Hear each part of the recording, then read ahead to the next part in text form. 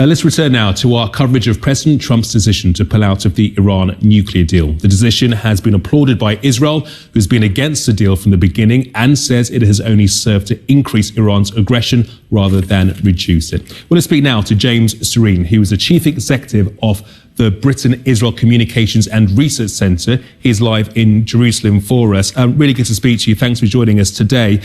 Can you understand why President Trump has taken this decision? I think there's a calculation within the White House that now is the time to turn the screw on the Iranian regime, and that they believe by very tight sanctions they can actually potentially push the regime to make more concessions and actually properly deal with the danger of an Iranian nuclear weapons program. Trump has said for more than 2 years that he thought that it was a flawed deal. He didn't like the fact that there weren't proper inspections of military sites that could be unannounced. He didn't like the fact the deal just ended and Iran could race to the bomb. And let's not forget as well that there are other countries in the region, Saudi Arabia, UAE, that also believe that there may be now greater chance of a degree of stability now that America is really turning its sights on the Iranian regime and properly trying to deal with these issues of the nuclear weapons program, which a lot of observers believed, even in the Iran nuclear deal, was essentially just kicking the can down the road and postponing the really tough decisions. Do you think it was the right approach? Because what we've seen today and over the last 24 hours is that the 5 other countries that are involved in the deal and the EU see it differently.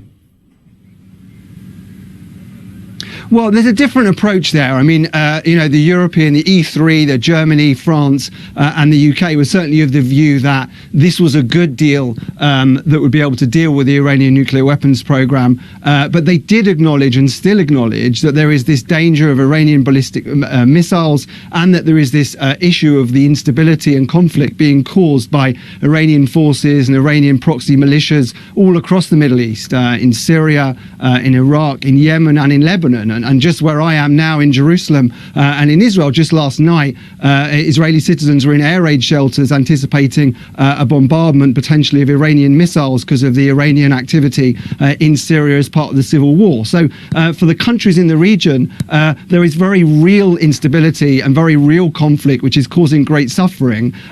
So they believe that if America really is focusing in on Iranian activity in the region and really trying to tighten the regime and cause real economic hardship, there may be some hope that actually we'll have a better situation in the future. James, how high are the stakes here? Because we've been reporting today that there was an attack on a Syrian military base where a number of people were killed, including Iranian personnel. That attack was carried out by the IDF. Are we in danger that we are moving into a period where we are seeing a heightened escalation in a proxy war that is taking place between the big key regional powers? Well, I don't think that's entirely connected to the nuclear deal and what's going on with that diplomacy. I think far from it. I think Iran is in a much more difficult position today than it was a week ago. It is under much more pressure and facing very real problems at home, and really its potential military overreach deep into Syria, close to the Israeli border, is now much more questionable for them. And I think the escalation that there is, where Israel is trying to prevent Iran bringing in surface-to-surface missiles close to the Israeli border, that's in some ways a sort of parallel conflict, which is not entirely connected to the nuclear deal. But I think, the motivation of Israeli leaders for Iran to be dealt with is definitely based on a very different regional situation that there was in the years leading up to the Iran nuclear deal, which is Iran, because of that easing of sanctions, has been able to make vast sums of money on the international money exchanges and selling its oil, and has been able to use that money to finance conflict and suffering and finance Shia militias in Syria, Houthis in Yemen, and do all sorts of nefarious military activities which are causing real problems. I guess the argument behind the nuclear deal was that it wasn't to so much bring Iran back into the international fold, but to stop them having a nuclear weapon now. Yeah, that was the argument, and the difference of opinion was that did it really do that because of some of those flaws in the deal?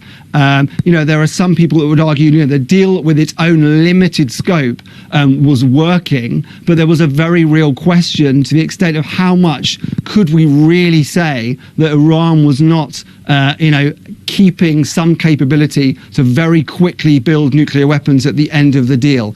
Prime Minister Netanyahu last week unveiled the results of this extraordinary Israeli intelligence raid into Iran, where they showed all the evidence of just how advanced Iran's plans were to build nuclear weapons before the deal was signed. And his message to the world was, you can't trust Iran. And the very real fear was that even within the confines of this limited deal, there was no provision for what happens when it expires, that Iran could just race to the bomb incredibly quickly. So it was just postponing a problem. So I think some of Trump's supporters are saying, well, he's dealing with the issue. He's saying, let's deal with it now. But I think there's also a question for Trump and the White House. They have now potentially broken up this international coalition in the nuclear deal. So they are sort of going it alone. And I think people here and in other countries in the region are now waiting to see what the plan is. Beyond sanctions, what is the US going to do now in some of these countries in the Middle East? How are they actually going to move the diplomacy forward to try and get a better inspection and a better scrutiny of the Iranian nuclear program? James Serene, very interesting talking to you. Thanks for your time.